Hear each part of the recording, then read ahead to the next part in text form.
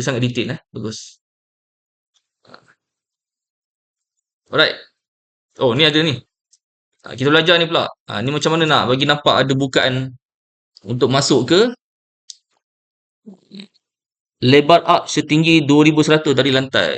1200 lebar, tinggi 2100. Tapi dia bukaan. Kat sini. Special sikit. Okay. Pergi ke arah lantai. Dia potong section ni. Pakai ni.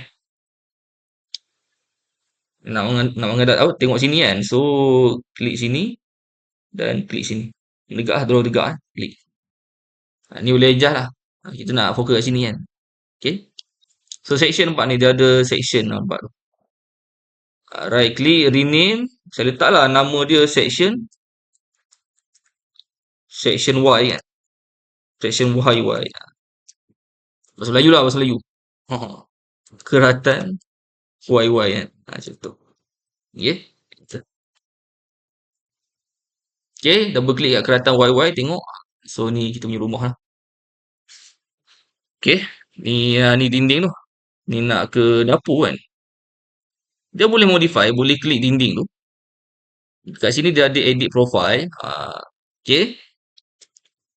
Kita boleh draw lah. Draw lah line kan. Klik sini. Draw lah line sini. Tak ada masalah.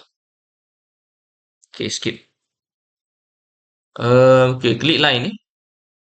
Lebar dia 1200 Klik letak 1200. Enter. Lepas tu dia ni tinggi klik line ni. So tinggi dia 2100. 2100. Enter. Okay.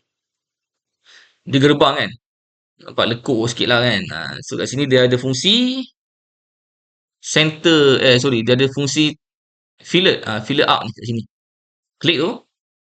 Tik pada radius letak 600 lah kan. 1200 bahagi 2 600 kan. Klik pada line ni dan line ni. Dan sama klik line ni dan line sini. Alright, skip. Line ni boleh klik dan delete. Bawah ni boleh split dia. Pakai ni. Split element. Barulah boleh trim. Pakai trim extend to corner kan. Klik sini dan sini. Sini dan sini. Okay. Nampak tu. Dia. Okay. Klik pada finish edit mode. Okay. Jom kita tengok kat 3D. Alright. Itu dia. Lubang pula. Boleh je lah. Ni pergilah ke arah lantai. Lubang lah. Nak select lantai tu cara lain dia boleh ni ataupun ni bawa cursor kat ni. Nak panah kat dinding ni tekan tab. Klik buat tu. Edit boundary. Draw line lah kat sini.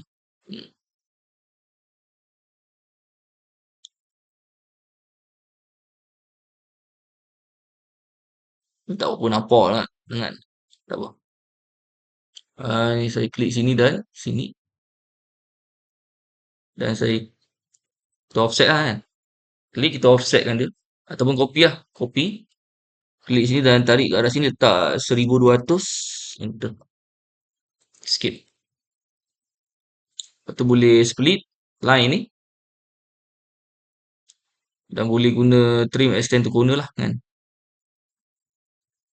Klik ni dan sini. Klik sini dan sini. Sini dan sini. Ni boleh delete lah. Boleh finish edit mode. Try tengok kat 3D. Nampaklah penuh. Okay. Save. Alright. Itulah dia lantai. Tarik kan. Okay. Lantai.